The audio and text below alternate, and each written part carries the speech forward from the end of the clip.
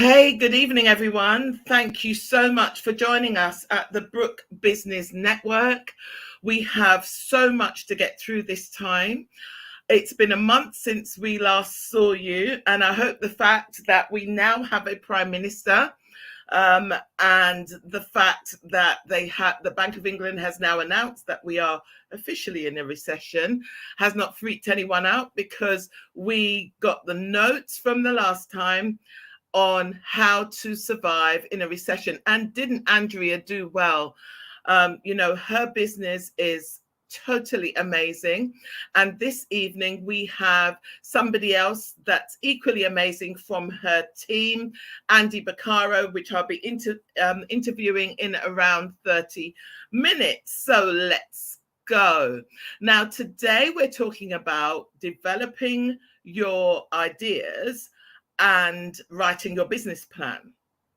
And the business plan is not that difficult. It's just that I think that everyone, the minute that you think that I've got to present something, like me today with this, that you kind of start getting all hickety about it. But you will see by the end of this evening, in an hour and a half, you will see a business plan is easy. It's nothing to be scared about. So let's get straight in. Developing your ideas is what I will be discussing with you, and Andy will be discussing the business plan. If you're an entrepreneur, it's not uncommon that you're also an ideas guru. I mean, for me, as you know, my husband and I run several businesses over the years and even now. And one of the things that I find is that once you are an entrepreneur, businesses just spin off in your head. I mean, some people actually wake up, I do, with different ideas in my head. In fact, I've actually thought about starting a business just selling my business ideas. I may well do that still. We have journals filled with notes. I have a book beside my bed where I write all my notes in. I'll wake up in the morning, I may have a dream about something, or something's just popped in my head, and I'll write it down and date it. Write it down and date it. Your brain teems with golden nuggets swimming around in your head. And it's not uncommon to wake up at 2 o'clock in the morning, for me anyway, and decide that I have found the next best big thing. Okay, so how do you cope when you have so many ideas running around, swimming around in your head? I'll expand a little bit more on that in a minute, but contrary to popular belief, ideas are actually priceless. You can't run a business and not have any ideas. Even if you are already in business, you need to foster your ideas about how you're going to introduce the next product, ideas about how you're going to use your social media and so forth. Ideas should be running around in your head. If you're looking for something that pushes conventional wisdom before anyone else and scale that unlikely idea into high growth company, you need ideas. Ideas are juice to your business, fuel to your business. You'll go through dozens of ideas before you find the one that's unconventional, the one that will make you stand out, the one that will cause your unique selling point to really hit the sweet spot with your clients. So take the story of Kentucky Fried Chicken. I mean, we've all either eaten it or seen it, or it disgusts us. There are times that the smell down the high street in Enfield, where I used to live, is just one fast food shop after the other. So the smell used to just put you off eating any for ages. But Harlan Sanders started off with a roadside eatery. And we're going to find out a little bit more about Harlan Sanders. So Harlan was born in 1890. He left home at 13 years old. Wow. To seek his fortune. I mean, his parents just was like, leave home, go find your fortune. He took over a service station in 1930 where he began serving fried chicken because he was from the South. Fried chicken is what they do. He lost it all. This is really key. He lost it all, but he refused to give up and started all over again. He opened the first KFC franchise in 1952. I mean, that's a whole load of years since he started, 1952, and then perfected his recipe.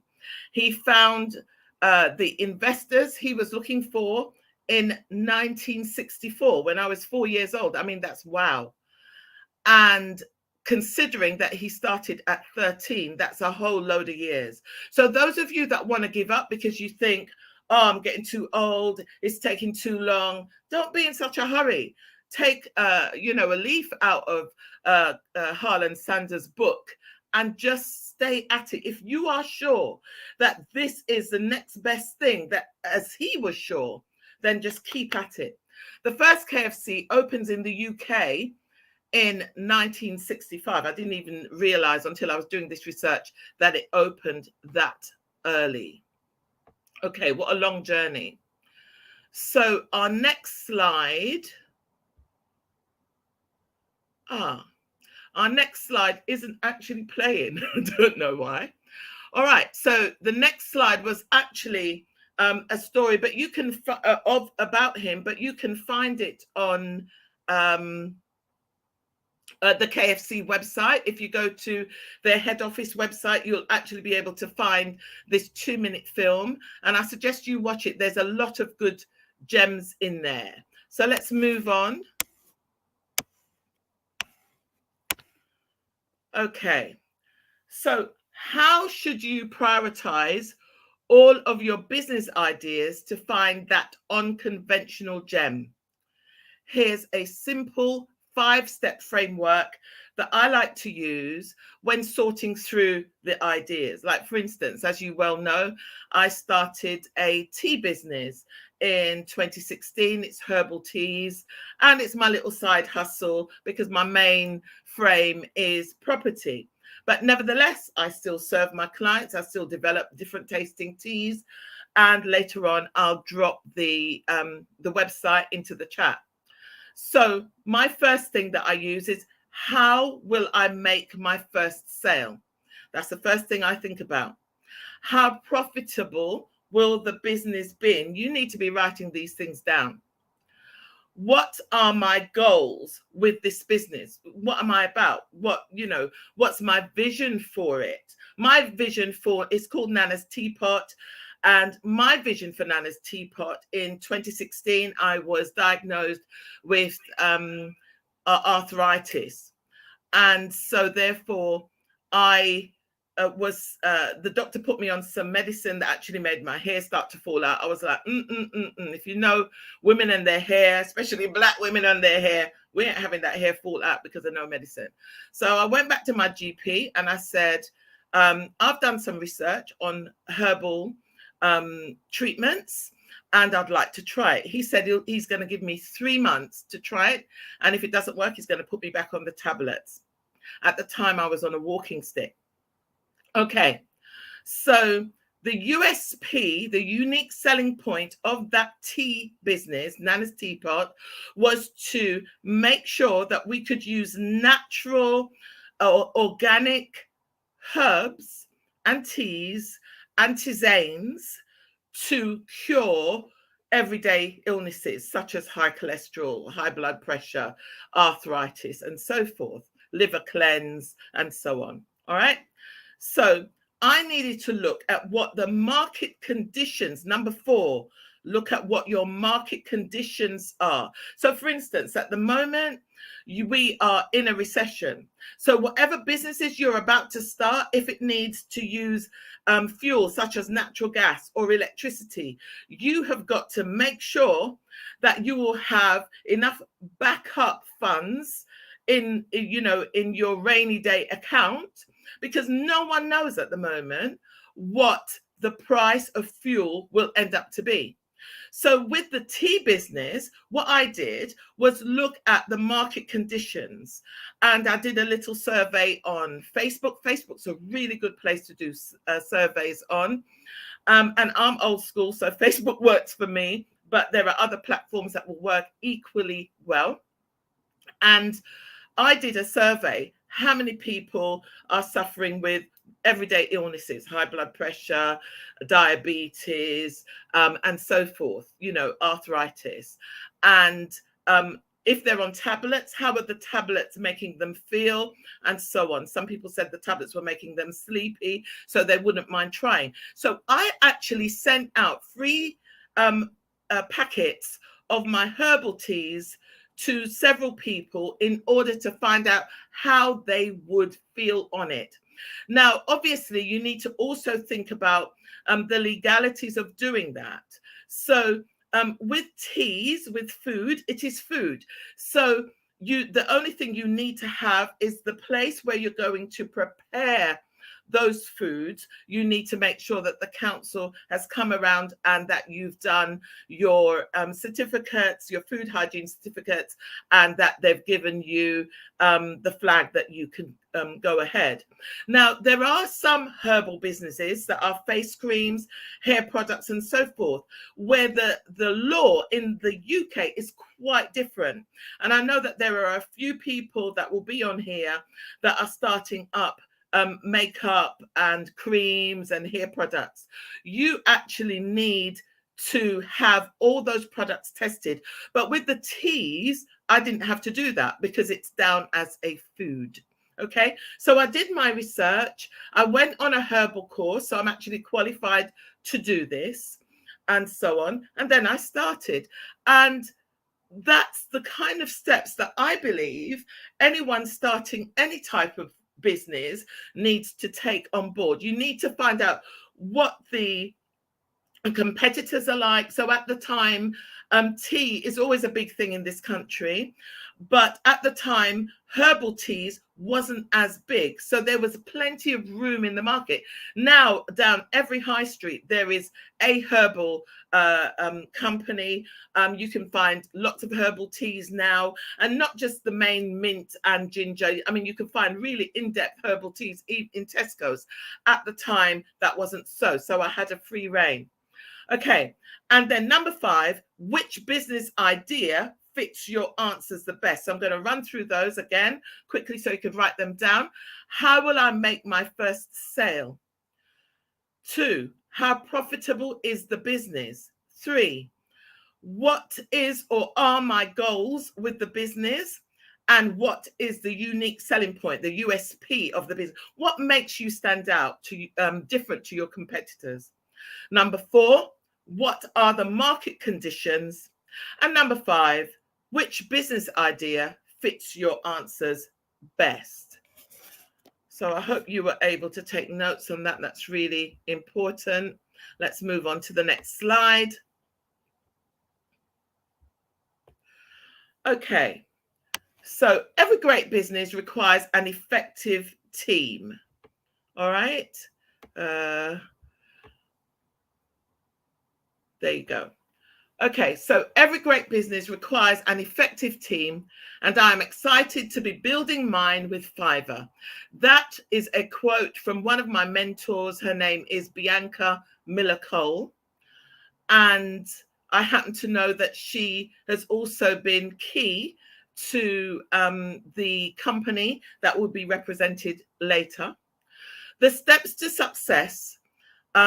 The series follows Fiverr business. So a lot of people don't actually know. One, there is a company called Fiverr, and that is it's a website that has people joining them from all over the world. But they've now launched Fiverr Business, which is for professional freelancers.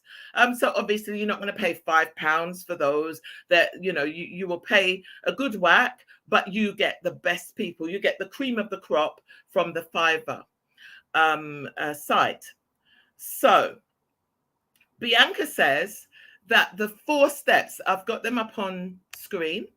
that the 4 steps that she looks at is the vision, taking the light bulb moment from business idea to strategy and setting out the financial requirements. So how much will it cost to start up? How much will how much will you need if something goes wrong, and so on? And your goals for the business. Okay. The next step is the action. And I'd write these down if I were you. So next step is the action, making the leap to develop your product, branding, sales channels, and social presence. And the next step is the reaction, launching your product and making customer feedback, getting some customer feedback, brand development. So it's a constant thing, marketing and optimization, and your main focus. Okay. And the next step is the evolution. So you're growing. So the transitioning from a high performing product establishment to calculating further expansion, future risks, developmental planning, and even potential exit strategy should you want to sell the business on. Okay, hope that was cool. That's my mentor, one of my mentors. She is really amazing. Okay, so slide number 7. The goal of every business is to solve a problem. If you're in business and your business is not solving a problem, then I suggest you get out of business, because we all need people working for businesses. But if your business does not solve a problem, then you should not be in business, right? And you can write that down as, one of my sayings, if you like. Okay. So how do you know when your business is doing well? Well, simply, it's when somebody's willing to open their wallet and get some money out and pay you for your services. You can come up with 100 business ideas every single day, but how many of them will actually solve a problem that people have? And you are not looking to solve just any problem. You're looking to solve a problem that people will be fanatical about. You want your customers to actually be fanatical about your business and the services that you offer. Well, Colonel Sanders, Harlan Sanders, I don't know if any of you picked up on the news during the 2 years of COVID, but during that time, because we had the lorries weren't able to move because the government had locked us down and so forth. The chicken wasn't able to arrive from Europe. Most of the chicken in this country actually comes from Europe. It wasn't able to arrive from Europe. So a lot of the Kentucky Fried Chickens were actually closed. Well, would you believe that people actually phoned up the police? They phoned up the fire brigade to actually say, I can't get any fried chicken. Can you tell me where there is fried chicken? And the police were actually putting up, I know in Enfield, definitely, the one in Enfield town closed down, and the police were putting up on the Enfield site, which is on Facebook, which I follow because I own property in that area, saying, can you stop calling us about Kentucky Fried Chicken? That's how fanatical we want people to be about our own individual businesses. So when they can't get hold of us, they're like, oh my God, I can't live, I can't survive. All right. So now, Paul Graham says, loosely quoting him, he says, it's always better to build something people actually want than to build something that's airy-fairy going around in your head. So you may think, yeah, this is a brilliant idea. But if you've not actually done any checks, any marketing, any, questions sending out to your socials and other people's socials, to just find out, Do you need this? Even with the Brook Business Network, my team and I are actually sending out a form on our church's website to say, okay, we've started this, but what do you want from us? It's important that you give your audience what they need, because that's how you're going to make money. So you do this by solving problems that people actually have. So even if it's a community business, you need to be solving the needs of the community. All right. Now, this sounds obvious, and it should be obvious, really. But every day, people create imaginary solutions for problems that do not exist far too often. And I mean, saying that, look at our government. They're always creating imaginary solutions for imaginary problems that we don't actually have. And you know, sorry Boris, and sorry whatever Liz Truss or whatever the new person is, but sorry, that's what the government does. They often do things to make themselves look so good. They think in the newspapers, they do things that are headline grabbing, but are they actually solving our problems? That's a thing to go away and think about. And no, it's not Hazel for Prime Minister at all. Okay, so the next slide is here. How do you know you've solved an actual problem that someone has? Well, it's when they pull out their wallet and want to pay you. And that should happen, let me tell you, before you put a website up, because that's often quite expensive to do a good website. So before you even do a website, before you've written a single line of code, before you have a fancy logo, a fancy business card, or a fancy business plan, you know, you need to make sure that people are willing to open their wallets and pay you for the service. Okay.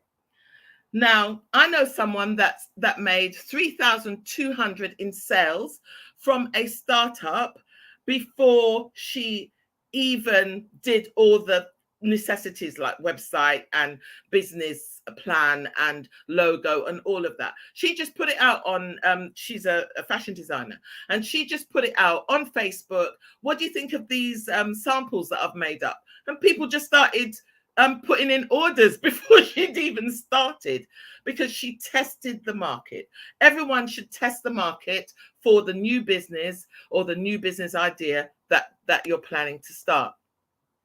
Because your end goal is to validate your business. Your end goal is to make your first sale and keep making sales. So it's really important that you test your market and find your clients. You know, it's no point, even if, and I really do think that when it comes to making your business plan, that you get a professional such as Andy, who's coming on later, to help you write that for a charge, of course. But at least you know that if you're trying to raise funds, when you go to the bank, you're more likely to get that money because you've had a professional who knows what the banks are looking for. They're not looking for lots of airy-fairy ideas. They're not looking for lots of words in the business plan either. They are actually looking about, okay, so this is the idea, how you're going to put it into action. Who's going to work for you? Are you the only person in the business? What are you going to do if you fall ill? They're looking for the solutions to the things that could go wrong. They want to see that you are thinking ahead. Okay, so how profitable is your business? Okay, now, so let's say that you make your first sale, like my friend did with the fashion. How much money will you make? How much profit is in that? Have you thought about how much, because when I ran a fashion business years ago, and that's how I knew this lady, but when I was making wedding dresses, I couldn't just go and buy 1 meter of this and 1 meter of that, because I wanted to get the best price for my fabric. So I made contact with every single wholesaler of the type of fabrics. I even went as far, once I got going, to buying whole rolls of fabric, because if I got into several magazines, and I did, I was in Vogue and various other magazines with my wedding designs, not with my face, but with my designs. And I needed to make sure that if the piece that the magazine wrote on me really took off, that I would have enough fabric in store to make that dress up and keep making it up for the ladies that would come for that design. Okay. So it's really important for you to make connections to your suppliers, and you find the most profitable, the most value out of those suppliers too.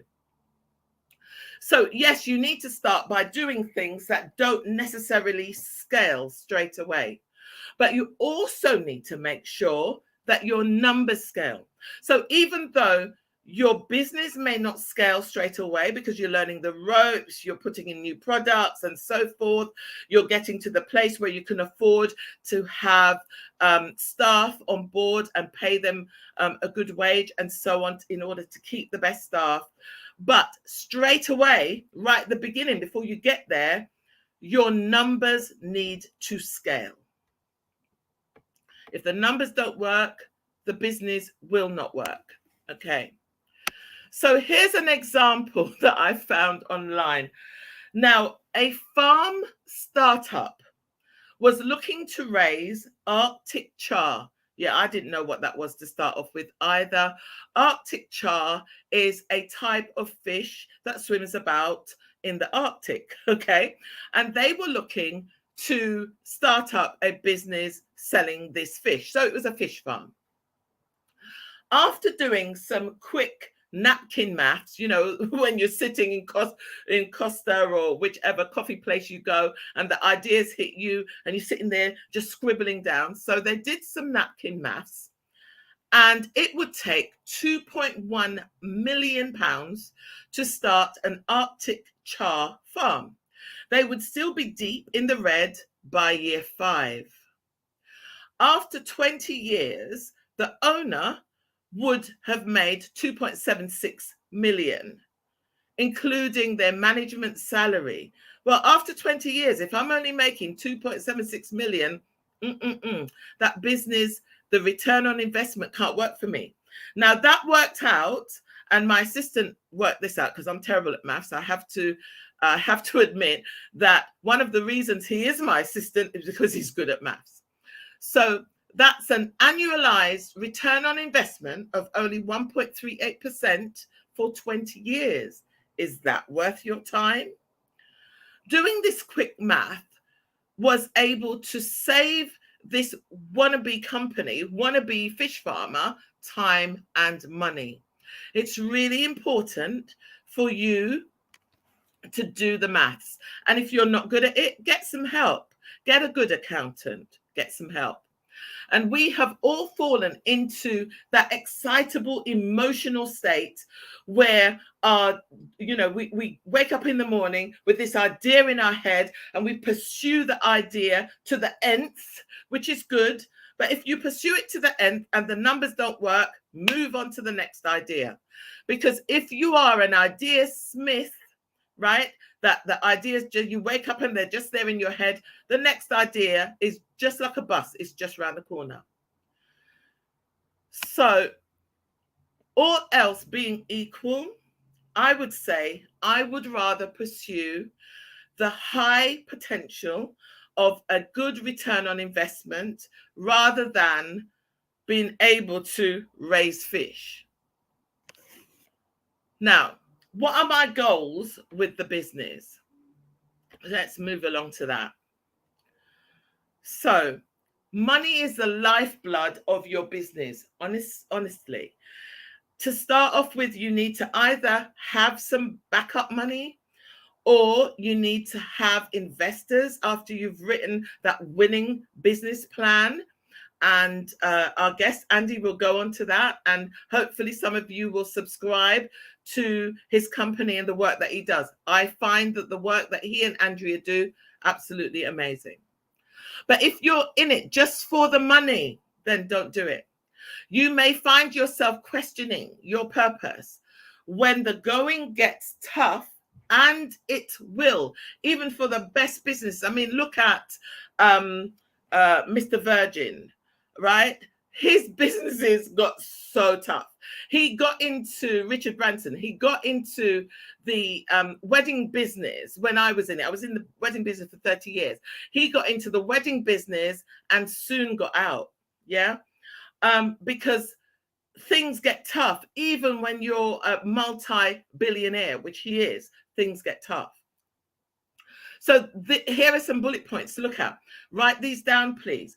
Does this business fit your life purpose? If you are in this business just because your best friend is doing that business and asked you to jump on board, is it part of your life purpose? Because otherwise you might as well be doing the just over broke. So that's a job, right? You might as well just be doing that rather than be running a business that will take up initially all of your time, and the buck stops with you. You can't blame nobody else. The buck stops with you as a director, and it's not your life purpose. It's not what you deem that you were put on this earth to do. Don't do it. Are you using this business to develop a new skill? Shouldn't you then work for somebody else and develop the skill before you run the business?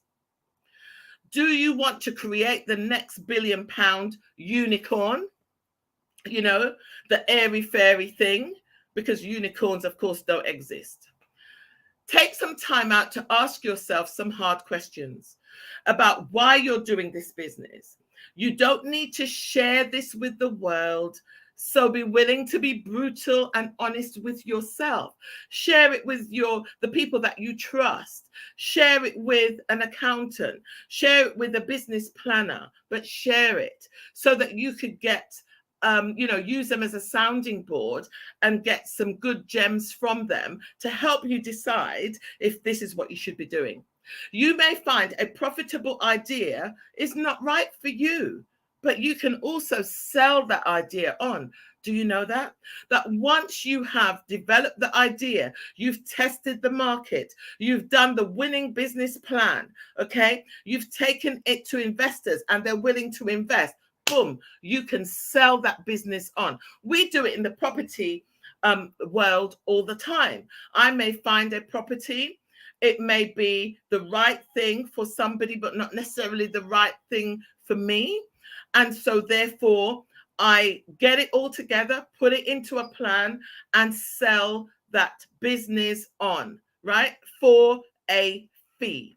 So I raise funds in my business as a property investor by selling on property deals that I broker. And you could do the same. If you are so good at getting the ideas, put it all together, make sure it works, sell it on. Okay. Now, what are the market conditions? Do you remember how popular the fidget spinners were when my children had fidget spinners, Beanie Babies, and Snuggies, right? Do you remember all those? Entering these markets now would be quite difficult because they had the best thing. They got in the market when it was a new thing. But had you started from the ground floor up, you may have made millions. And I'm sure fidget spinners owner did. Being able to spot the difference between a trend and a fad isn't easy. Pokemon, Magic, The Gathering, Star Wars, comic book heroes have withstood the test of time. While you could still create a profitable business off these industries, it will take more due diligence now to become a leader in that industry. You don't always have to have developed the item to be a leader in the industry, because after all, Colonel Sanders didn't actually develop the chicken. God did. But he used that chicken, he put some spices on it, fried it a couple of times, and decided that he was the best fried chicken on the planet. So you don't always have to have developed it yourself to be able to make millions from it. Okay. So Facebook wasn't the first social network. Remember MySpace? I'm old enough to remember MySpace, and I used to use it. And Friendster, which was more in America than here. Remember, Lyft, because Uber wasn't the first car sharing services at all on the planet. Remember Sidecar? The iPhone wasn't the first smartphone. I had a BlackBerry. Remember the BlackBerry? The big brick. McDonald's wasn't the first burger company either. Who's old enough to remember Wimpy? Wimpy used to be on every high street, sometimes two on a very long high street, one either end. But now, of course, McDonald's and Burger King have taken that crown. You probably didn't even know that IBM created the first smartphone back in 1992. So market conditions are important when choosing between business ideas. You can get an idea, you can get your idea marketing from using Google Trends. There's something called Google Trends. I haven't got time to go into it now, but we will be doing a marketing webinar. Somebody in my team's really good on marketing, and so she'll be sitting here with me next month, and we'll be talking about marketing. So Google Trends is an analytical tool. There's lots of other tools out there. I'm not advertising Google Trends per se, but don't give up hope if you're not the first market either, or the first to market. So which business idea fits your answers? So after you've gone through all of these different things, which business idea fits you better? So you've plotted your path to your first sale. That's really important. You've determined that this business is sufficiently profitable for you, for your, first year, for your 3-year goal, and for your 5-year goal. You've learnt this business fits your personal goals too, and the market conditions look really excellent. But perhaps you're still left with 20 ideas. So after whittling down your 100 ideas, you're probably still left with 20 if you're a good idea smith. The reality is you will rarely find a clear winner.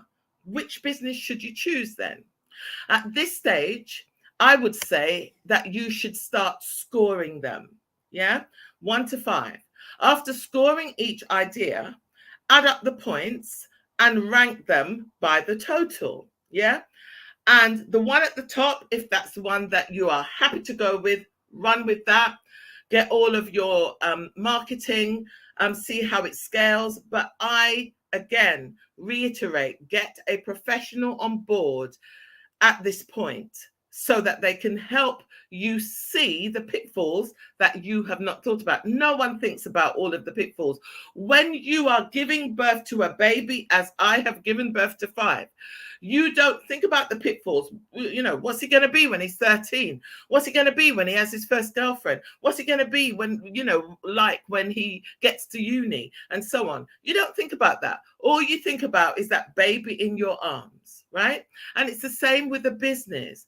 You have got to get other people on board that can see things from outside of the box to help you along your way, especially when you first start. Whichever has the highest points may be the best idea. Look at the second one too. And also, if you've got businesses that are very similar but slightly different, you never know. It could be that you start one and then in 3 to 5 years, you're ready to start the other one under the umbrella of the first. So use it as a framework. That would be really brilliant if that happens for you. This is why ideas are priceless. Remember at the beginning, I said ideas are priceless. This is why. The right idea will hasten your time to your first sale, be highly profitable, align with your personal goals, and place you in a popular market at the right time. Many people start businesses and they fail, not because the business weren't right, not because they didn't have a professional on board, not because they didn't have the finances to do it, not because they didn't have great products. It's because of timing. They started it at the wrong time or the wrong market conditions. Okay, so if your ideas are priceless, why will no one sign your NDA? Now, an NDA is a non-disclosure agreement, and I use them in my property business because if I find a property and I see the owner, I pitch to the owner, he accepts my price, but I don't want to buy it for myself. I just want to earn the $2,000 to sell it on to somebody who's doing that particular strategy in property, then I need them to sign an NDA. You may well find that in your business type or model, you may need to use NDAs. But I'm telling you this, most investors that I pitch to don't want to sign NDAs. And the reason that they very rarely want to do that is because their bandwidth is not really about wanting to run the business themselves. They are multi-millionaires or angel investors because they don't want to run the business themselves. They want to earn a return on their investment and sit on a beach somewhere. All right. So if you have the right investors in your back pocket, the NDA may not necessarily be important. But just like with most mothers, you really new business owners really will hold on to it. That's my idea. That's, I don't want to let it go. But at some point, you will need to share in order to grow. Okay. So there are 3 factors to every business idea, I think. Anyway, the strength of the idea. Number 1, write this down. 2, the execution of the idea. 3, the market conditions for the idea. Typically, what the idea is will also answer what your market will serve. But investors still want to know, how will you and your team execute the idea? Think of these 3 factors as multipliers. This is why professional investors aren't interested in just hearing your ideas. They really, and your bank, if you're doing a business plan in order to get funding, they want to see how well you will execute that idea in order for your startup to become the next best thing. So here are a few thoughts on how to make this rather tough decision. Of course, your decision will be a combination of various factors and often will require revisiting the parameters that you used for your decision making. But here I've got several things for you to think about. So personal passion is critical. Listen, if you're not passionate about your business, nobody else will be. You have got to, you listen, the person buying your product, right, is buying into you, how passionate you are about it. And that's if you're doing it face to face. What about if you're selling it and they never get to meet you? So what represents you? Your website, if you've done one, your blog, for instance, your social media pages, how often you post, what you post.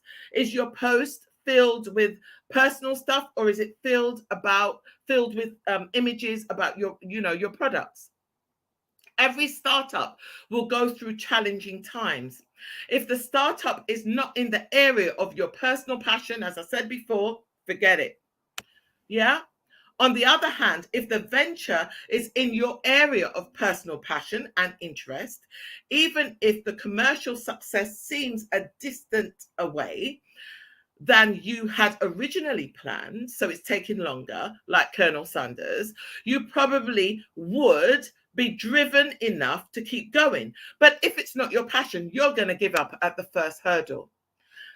So it's really important that the commercial potential of your idea, even though sometimes it can be misleading in what you believe and how you believe about it, that you're deeply interested in the area. Otherwise, it just will not work. The next point is evaluate the business case for each idea. So let me go to that slide for you. So evaluate the business case for each idea. Unless you are considering doing a social impact venture, the point of doing a startup is to generate wealth. That's the reason you're doing it. It's either that you're generating wealth or for a non-profit business, so a social, caring community business, is to generate help or wealth for your community. Yeah. So it's critical to evaluate the business case around each of your ideas and then take a view on what is likely to generate the maximum wealth. And in the case of community business, to generate the most help for your community. Consider factors like market potential, possibility of scaling. And for me, scaling is something that I would get a professional to look at for me. What is required to scale? E.g., does the venture require proportionate scaling of resources and capital to scale, or would it be possible to scale exponentially? These are all things that your accountant, if you get a good one, will be able to help you with. Next point, evaluate the external environment for each idea. And there's your slide. Evaluate the external environment for each idea. Things like, how important is the problem, or how real is the opportunity that this concept is addressing? Remember at the beginning, I said that your business needs to be solving a problem. How important is it to solve that problem? Is it just a problem that will go away naturally by itself, or is it a real problem that people are facing? That concept needs to address. So your business needs to be addressing the issues. How is your competition addressing it? Can you address it better? Which of these concepts address an immediate need, and which of these concepts will require hard selling of the value proposition to potential customers or consumers? These are all things that you need to evaluate, and each business will have a slightly different evaluation need. So point 4, which of these ideas have an opportunity for you to be the dominant player? Yeah. What skill sets and competencies and other resources do you have? Is it your staff members? Like with Andrea and her business, she's the lady that actually employs our next guest, and she was on with us last month. But the one good thing that I've seen with Andrea's business is that she employs people with different skill sets, and those people are like really important to her. They, she treats her staff really well, and she highlights them. I've seen on her social media, and I follow her really very well, and I've seen her really just selling her staff. She puts up goals for them every month, and she highlights them on her social medias. Why? because she wants them to feel that they are the lifeblood of her business so that they will stay with her. While the potential may exist in all categories, some sectors may not be startup friendly. Evaluate if some of these concepts are likely to see competition from existing large brands. And just quickly, let me tell you this. My husband and I, who have done so many different businesses over the years when we were growing our children, I can't remember a time after I did my college courses and so forth. I then worked in a school as a scientist. And after that, I just worked for myself. I just love working for myself. I love taking control of the wheel. All right. So my husband and I have done lots of different businesses. And one of them was a floristry business. Yes, I can do bouquets, people. And so my husband would run the floristry stall, and we positioned that stall with the local council's permission, of course, always be legal. And we positioned it outside the busiest pub on our high street. So it was really close to home. I would be able to pick up my children from school, take them to school and so forth, make the bouquets. At the same time, by the way, I was running my wedding dress business. Why? Because the floristry business and the wedding dress business went together. Of course, I did the bouquets for the weddings, but my husband was the one that sold the everyday bouquets. And then Tesco's. This is going in the 90s, long time ago. And then Tesco's, our local Tesco's, who was not selling flowers. Tesco's never used to sell flowers at the time. Sainsbury's didn't, none of those did. And all of a sudden, Tesco's started selling flowers. And they undercut us.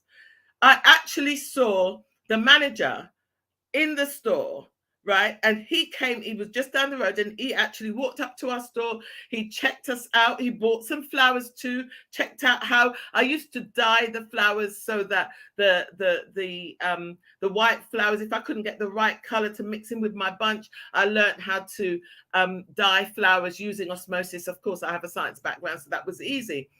And he then started doing the same thing in the end, because he was the bigger guy, right? He had the backing of Tesco's.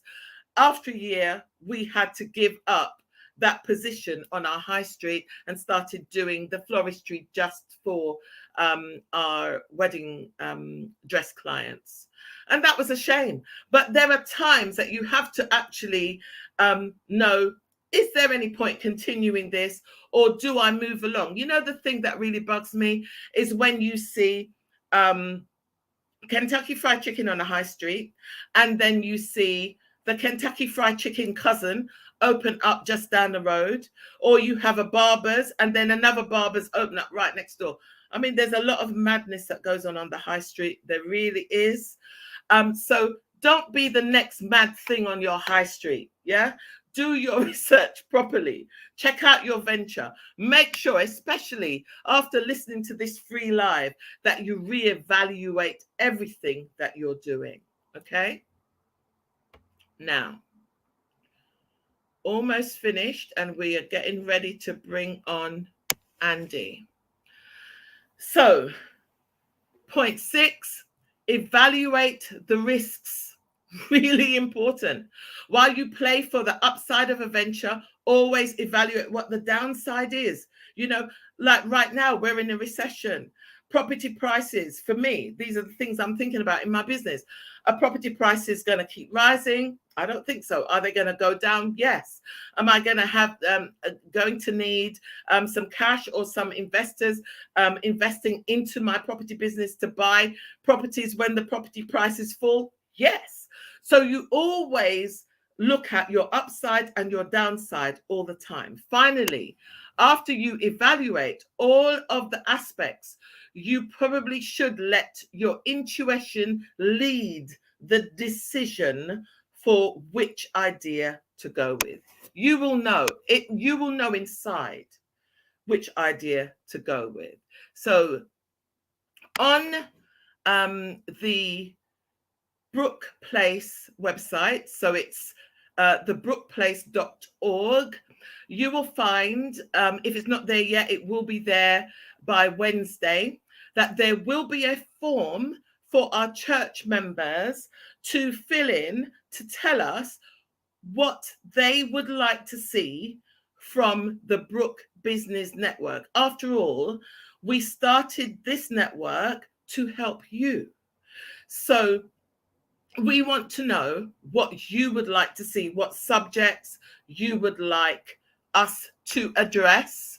And remember, this network will not always be free. We're starting up, so we're just gauging. This is our marketing, this is our testing, and then you will pay, because I'm telling you, there is nothing on this earth that is free except salvation. Yeah, so you can get salvation for free, and even then it will cost you something, right? So please make sure that you let us know what you would like to see. Now, I'm getting ready to bring on Andy Baccaro. Andy is the accounts associate at Accounts Navigator. Now, remember that company, Accounts Navigator. His CEO is Andrea, and she was on last month talking about the recession. Now, Andy has a passion for people. He's a people person, and helping them excel in their business to achieve the life they look to manifest. And I like the words that he's used, that he wants to help us manifest our true calling. Now, that is somebody who I would be willing to open up my wallet and pay to help me start my business. I am working very closely with Andrea, his boss, to grow and learn from her and move up within the company to one day make partner. Watch out, Andrea, you're going on a beach and he's going to run the business for you. I love the culture that Andrea has in the business. That this is Andy talking. This is his script. I love the culture that Andrea has bestowed upon the business, and I look to use my interpersonal skills to grow the business and help people along the way. So let's just give him a hand as we introduce Andy Baccaro. Good evening. Hey. Hello. Good evening, everyone. Good evening, Hazel. How are you? I'm good. I'm good. Good. So, It's been a really good presentation. Oh, yeah, thank no you. problem. No worries. I think I heard someone scream out the window, Hazel for Prime Minister. I don't know where that came from. So, but yeah. So just a little bit of an expansion on what you said. I'm the senior accounts associate here. I got into accounting to help people out. I always say I'm not really good with medicine, or I wasn't built to be a surgeon. But if I can help someone save money, that's sort of where I shine in my ballpark. So I enjoy accounting. I enjoy numbers and analyzing behind the numbers, and that's I'm hoping that can help someone save money along the way and improve their finances to get the life that they want at the end of the day. So wonderful. Yeah. So you're going to share with us on business plans, and of course dip into anything that I've already shared that is salient to what you will be discussing. So I have some questions here. Okay. Yeah. I've got some questions here, and no doubt we will get other questions. So I'm sure that the team behind the scenes, in fact, let me just stop 1 minute to give the team behind the scenes a hand. Thank you, Pastor Emmanuel, for the work that you do in the media team at the Brook Place. Thank you so much, the media team. You are ace. I couldn't do this without you. And thank you also so much for the people that have now joined the Brook Business Network as team members. You're amazing. I couldn't have done this today without you. So now let's go straight into question number 1. Okay. Now that I have my business idea, so I've gone down from 100 to 20 and 20 to maybe 5. Now that I have my business idea, what's the next step? Okay, so after you have your business idea, I think it's very important to focus on the who and the why of your business. So much like you said, Hazel, creating a business is very much about a problem that you're looking to solve. Looking at the solution to the problem is what will set your product or service aside from anyone else's, really. And once you have that solution, that is what is going to be your USP, your unique selling point. Yes. So at Accounts Navigator, for example, our solution to a common problem, so common, is communication and navigation from a financial perspective. So many businesses are left blind with their numbers. And Yes. I've heard on so many different occasions about how accountants actually take too long to get back to their clients, or just stop communicating altogether, which is it's a big problem. And we actually solve that by communicating, by taking those proactive steps. And it's something that simple that can make us successful, which is why we are we're up and coming and we are becoming successful.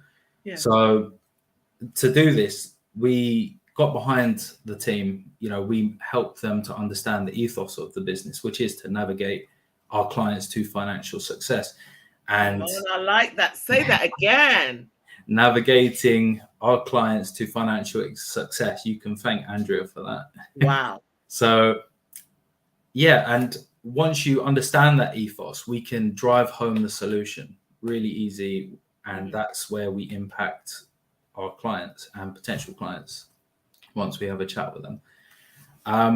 But ultimately, once, much like you said, Hazel, it is very important to reflect and update business goals with what you want from the business, whether that be you want the business to fund your investments, or you're looking to sell via an exit strategy, and then you can adjust your vision for the business according to that decision.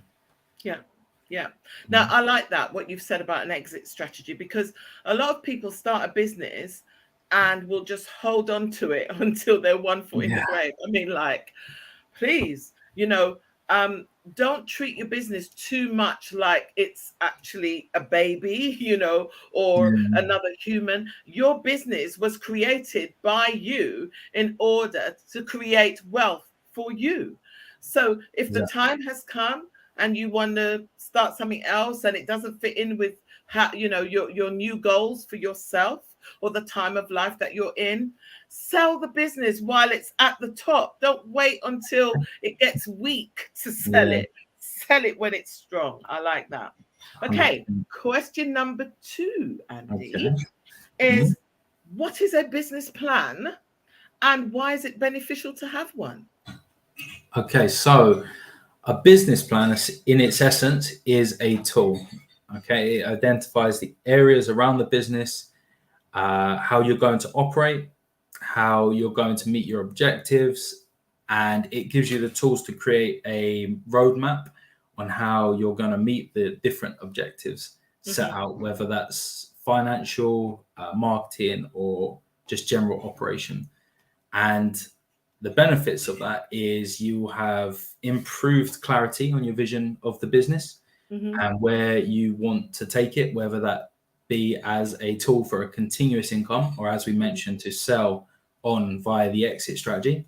It will allow you to identify the right types of funding and understand the amount you need to get via the cash flow forecast, which we'll come on to a little bit later on. It will help you identify your target audience and your unique selling point, and this will give you clarity over how you want to market your product or service. That will allow you to allocate resources efficiently. So basically it's a map, right? Yeah, it's a roadmap. That's the essence of it. Yeah. Okay, cool. So, what does a business plan include, and how do I begin to draft one for my business idea? And for these questions, let's pretend that we are talking about a business that is going to bake cakes from home and start off as a side hustle.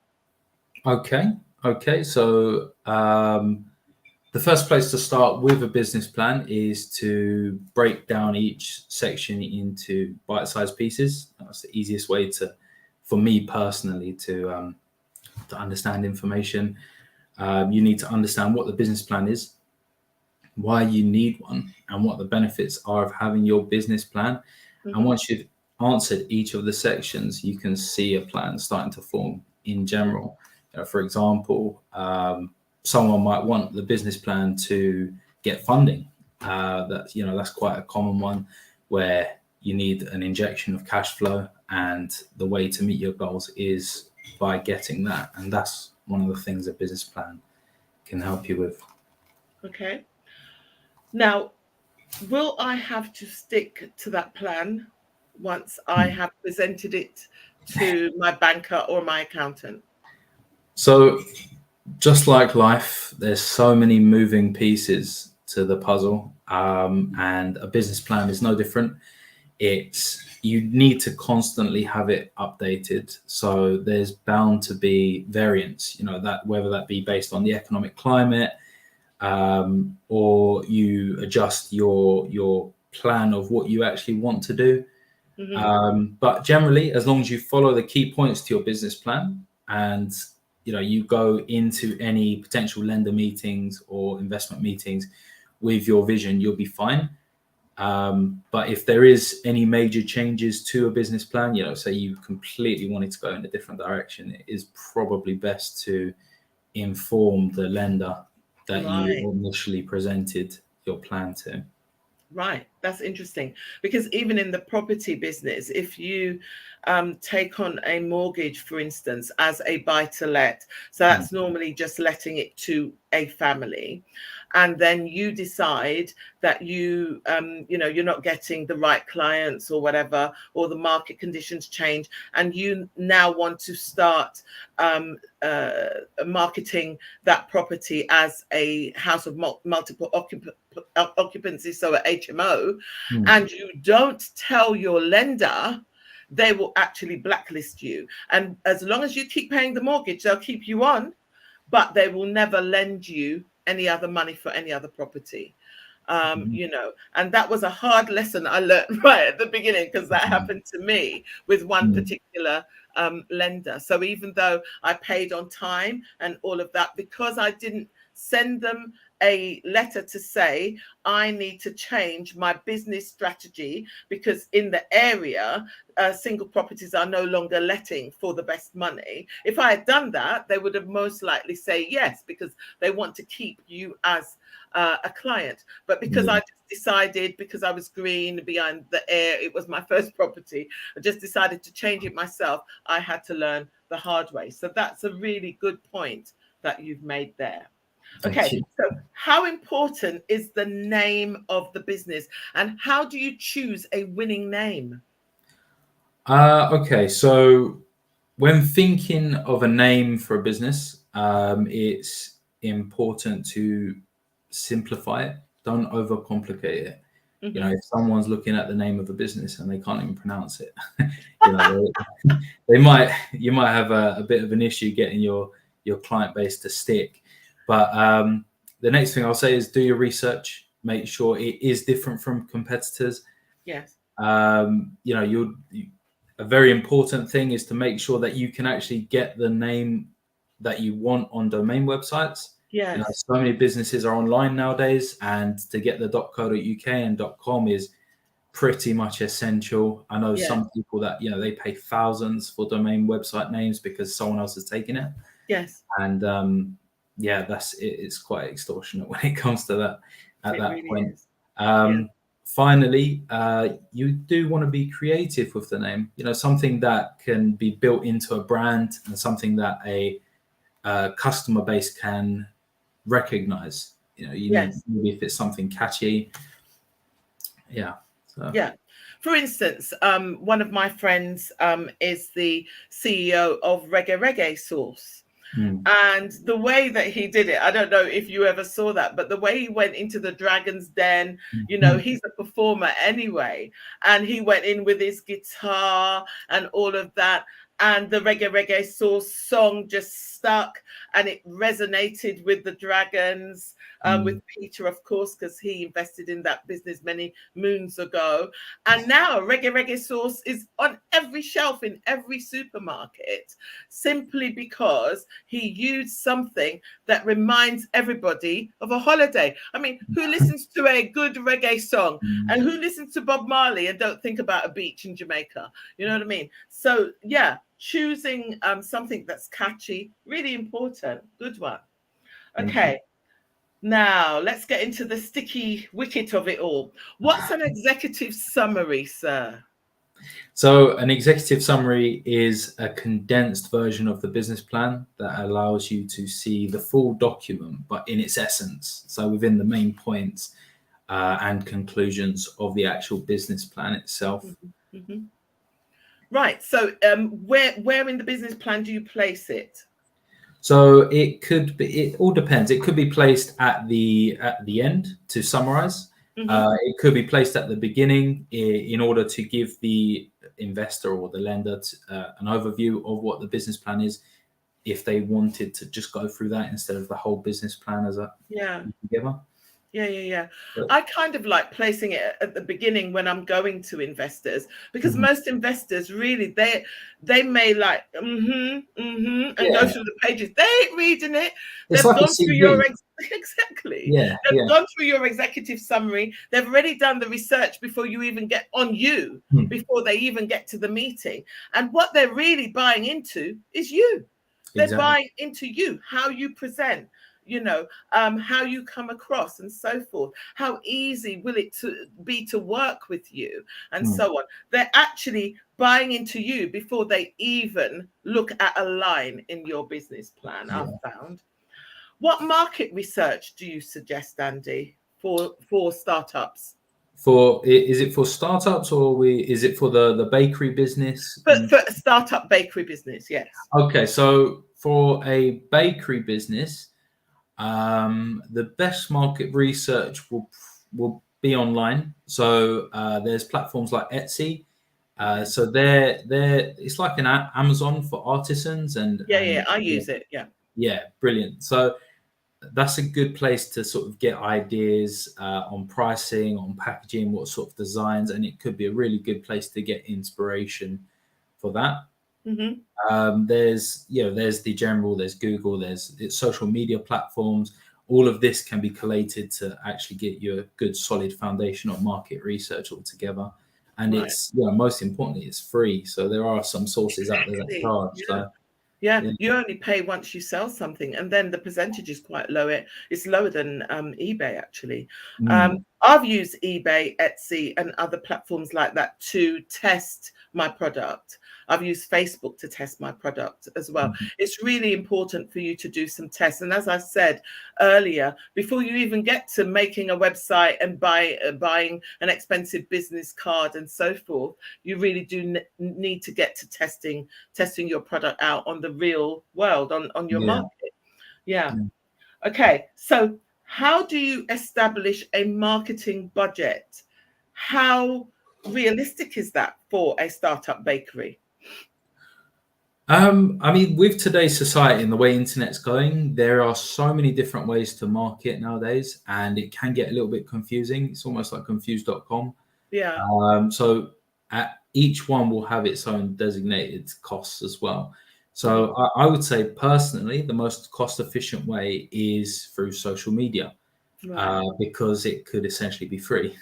So it's the newest form of marketing, because of the way the internet's going and the way all these different social media platforms are popping up as well, like TikTok and Instagram, which is quite becoming big now as well. And it's only going to become more prevalent as we enter. I think it's called Web3, which is more of a web-based culture. yeah, and with the way individuals and businesses are going now, they're turning more their way towards tech. Yeah. So that there are other ways. So there's something called micro influencers, where you go onto an Instagram page with someone who has 70,000 followers, for example, and you pay them a fee to advertise your product. Yeah. And then there's probably the most famous way, which is pay-per-click advertising, which can be very expensive depending on your niche. Firstly, whether they will charge you a lot to get to the top of the pages on pay-per-click advertising. So Yes. there's all And I these suppose different. that's where Google analytics or similar type tools. Yeah, search will- engine optimization, I think it's called. Yeah, exactly. You see, I'm not very techie, but I'm trying to be. So we've talked about budget. We've talked about naming your business, but clients, of course. If you ain't got a business unless you got clients. Yeah. So, what are some factors that attract or drive away clients? I think the main thing within this question is to understand that you don't have to be the cheapest out there to sell, even in the cost of living crisis. Yeah. So, Accounts Navigator, we're not the cheapest accountants, but I would say we're one of the best. Obviously I have a bias, but I like saying it's the price of a Mercedes with the service of an Aston Martin. It's something like that. But it's very important to sell your value to your client. That's the main thing. Is if you sell your value, then you're going to have a sticky customer base. You're going to be able to sell the product that you want at what value you believe it's valued at yourself. Because it all comes to self-belief. If you believe that the value of the product is one thing and you sell it that way, then it's all game for you. I mean, a good example of this, I was actually speaking to Andrea before she left for work about this, is about the whole wedding cake industry. You know that because a wedding is a one-off time event, you can value it at a much higher rate than what you would do a birthday cake, but the ingredients are the same. The icing's the same. The only difference is one's called a wedding cake and one's called a birthday cake. That is so true. Yeah. So that is same as a wedding dress, right? I mean, wedding dresses, normally are ivory or white or silver or gold or something like that. But if you look at a black evening gown, the shapes are much the same. And so forth. But the wedding dress you can sell for 3, 4, 5 times as much because it's a one-off event. You're so true. Yeah. And I hope to get a lovely wedding dress one day for my wedding. So right, I will make it for you, darling. What's your size? I'm not too sure on wedding. I'll measure you the next time I come down to the office. Thank you. Okay, so in what way is competition in a particular niche healthy for your business? So competition, I know it's a scary word to have competitors, to have people that go against your product, but I would say competition in any niche is very healthy. It means there's a demand for the services, and it also helps to drive your price. So it's a very good way to determine if the amount you're charging for your product is correct.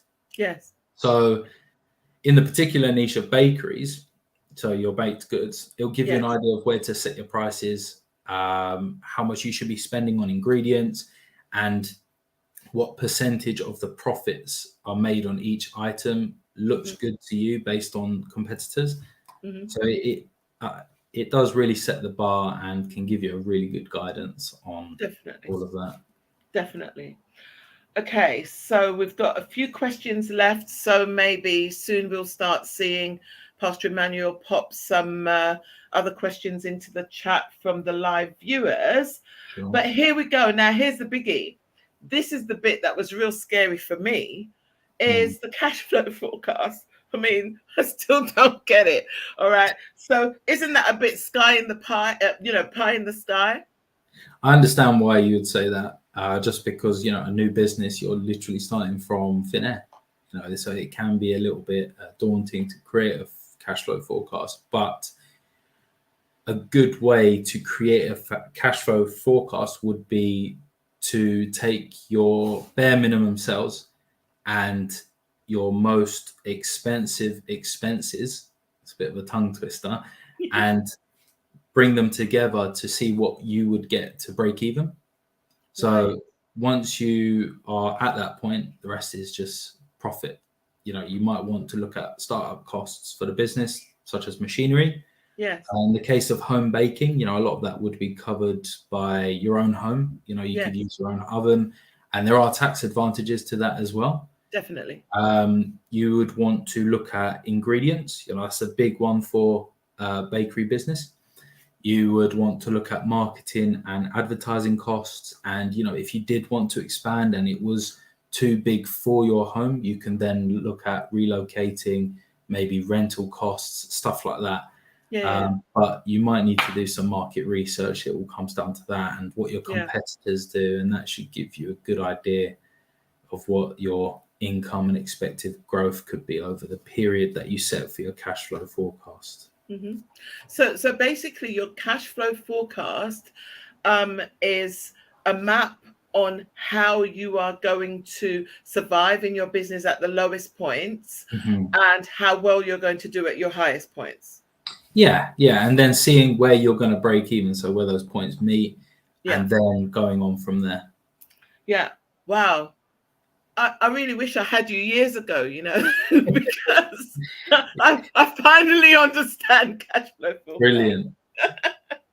Now, something that you've just said has triggered some information I've come into just this week, actually. Andy, you've gone all dark. What's happening? Have I lost him? Andy. Emmanuel, we've lost Andy, I think. Can you get him on the phone, please? Okay, so let me continue. What I was going to say to you bakers out there, and I know at the Brook Place there are several bakers, is that, Andy was saying about being able to scale your business and use the stuff that you've got in your home. Of course, you've got to make sure, because it's a food business, that you're legal and that you've done your certificates, and that your council has been around and made sure that your kitchen is suitable to be making goods to sell to the wider public. Those are the legalities. You need to also have insurance. But after that, when the time comes that you actually need to move out of your home into bigger property, I have discovered that in the Docklands, there is a company, it's a property company, but what they have done is set up a place where they will have lots of bakers and cooks of all different genre. Yeah, they set the business up using Go Eat and all those delivery companies. Yeah, but they've set it up in an area in the Docklands where they are surrounded by high net worth people that will just be in their offices or in their homes, working from home, and just want to order in food. Yeah, and this company will give you like a hot desk in their kitchen, so you no longer have to think about the startup costs for you to move out of your home, being a baker or a cook or a chef or whatever, because this company in the Docklands will set you up. Of course, they take a cut of what you sell, but they're in charge of all the sales, of procuring the customer, of getting everything. And all you need to do is go in to your hot desk or your hot oven or your hot table or whatever it is and cook. Now, if any of you are interested in that company for free, I will pass it on to you. Normally I sell all the information that I get, but for free, I'll give you that information. So, Andy, I was just telling them about a company that I found in the Docklands that has set up hot desking for chefs and for bakers. So they do all of the work, and they find all the customers for you. They provide all the equipment. All you've got to do is go in on your day and cook. Isn't that fantastic? It's a property business. So obviously they're earning from the rental of the space for the hours that you need to use it, but also from a cut of what you sell. I think it's fantastic. So now we've got 3 more questions here. Is it advantageous to include pictures or diagrams in I'm your back. business? Sorry about that. Yeah. You're back. Yeah. So is it advantageous to include pictures or diagrams in your business plan? Can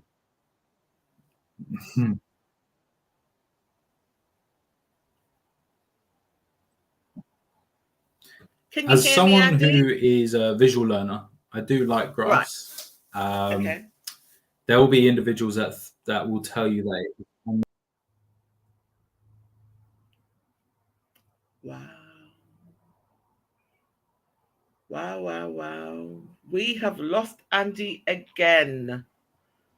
Andy, you're back. Yeah, hopefully I'm live this time. Can you hear me? Yeah, I can hear you. Yeah. Brilliant. So Okay, so pictures and business plans.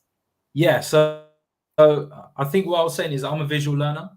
So there's going to be individuals who will tell you it's unnecessary, but it really does come down to personal preference. Pictures, graphs, diagrams, they all help bring your point across at the end of the day and help, in my opinion, help your document to look more vibrant. And I think that's going to ultimately help you achieve what you want with the business plan. But Wonderful. again, it is down to personal preference and what Yes. you would prefer. Yeah. And also, probably if you do your research, who you're presenting your business plan to, right? What Exactly. kind of Yeah. company? Yeah. If it's to lawyers or accountants, normally no graphs, just numbers, words. Yeah. I mean, accountants might like a few graphs with a few squiggly lines, but that's about it. But if it's to Yeah. an artist, they're going to want to see bright colors. So Yeah. Cool. Now, is it prudent to start a business in a downturn market like what we've just gone into? So with the baker, fuel prices, and so on, it's going to be really hard to set a budget, right?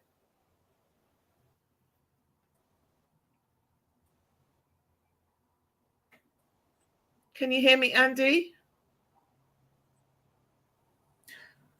I mean, what I like to say is, yeah, I can hear you. Oh, good. Can you hear me? Yes, I can. I think we've got a bit of a time delay. So thrive in times of abundance. So many new companies that I know of have been created in the pandemic, where we do start to see an increase in the cost of living, are still flourishing today. Right. I think prudence is actually the key word here. And as a startup, you'll want to test the market, preparing for higher expenses, preparing for thinner margins, and then working out what the minimum you will have to charge on each product in order to break even, which goes back to the cash flow forecast. Yes, of course. And the last question that I have, what are the 5 main questions an effective business plan need to address? So I think a business plan would need to answer what the company does and who the target audience is. So that's one.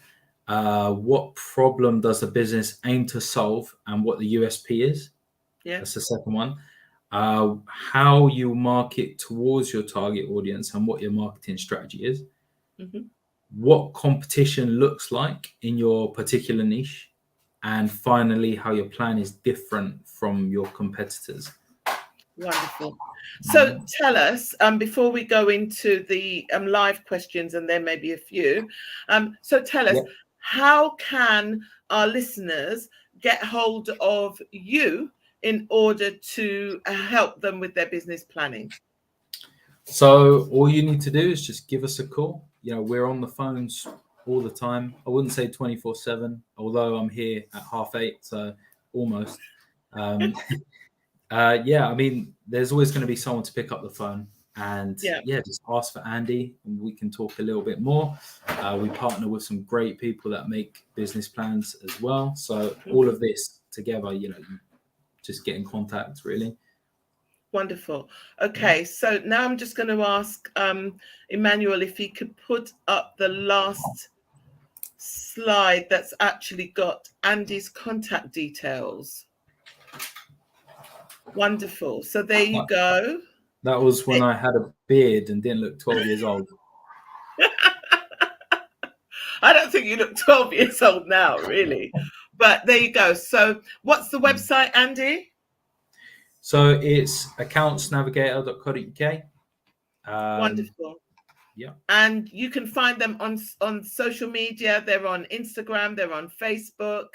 And quite a few of you last month contacted Andrea immediately the live was finished. So that's amazing. Well done. I recommend this company. As Andy says, they are not the most affordable in the market, but I actually think they're the best.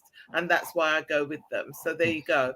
So thank you so much, Andy, for the work that you have done this evening, and for being so gracious in answering my many zillions of questions. I don't know if there are any live questions. Emmanuel, are there any live questions? I do apologize for all the disturbances. I think we had a fuse break. So so I've connected to my phone internet. Oh, I see. Okay, cool. Yeah. Because as you can see, Andy is still in the office. He actually stayed back in his office in order to do this live. I think it's fantastic. And I applaud you, sir. Thank you so much. But what you've done for us this evening, if I called up Andrea and said, Andrea, can I have a member of your staff for 2 hours, she would have been like, yeah, and it's going to be X amount per hour, Hazel. So thank you so much. I applaud you, sir. It's been a pleasure, Hazel. Thank you. And thank you to our listeners. Thank you to the staff behind the scenes. We'll see you next month. Next month is marketing month. So we'll see you then. Take care. Bye-bye. Take care.